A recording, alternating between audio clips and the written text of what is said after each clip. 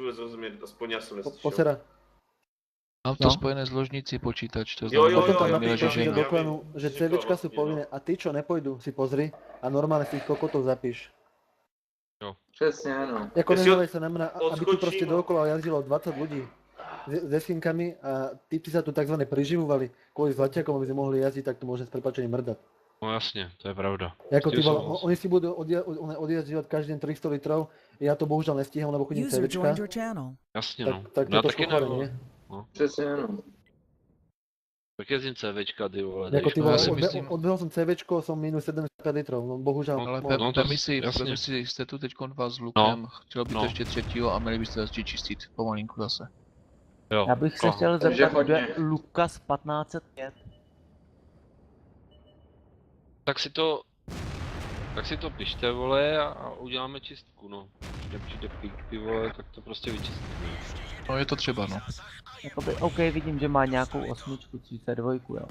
Ale dneska ho vidím poprvé online. Na TSku jsem ho v životě neviděl. A viděl jsi, kdy přišel?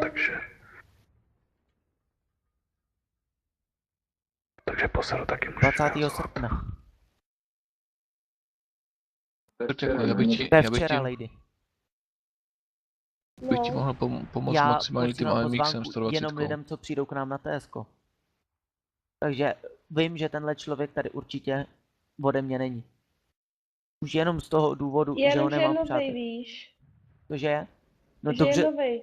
dobře, je novej. A Lady, a ja som bol nový, a ešte vtedy som jazdil CVčka.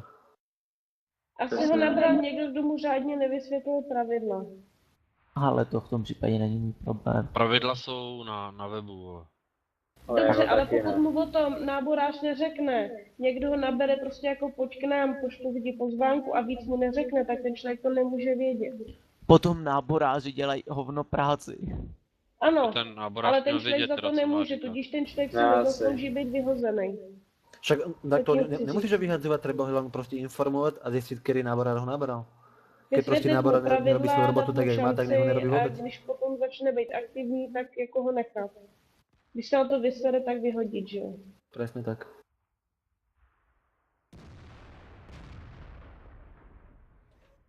Já vyhazovat nechci, protože já jak hraju jenom večer, tak vůbec nemám představu, kdo hraje a kdo ne.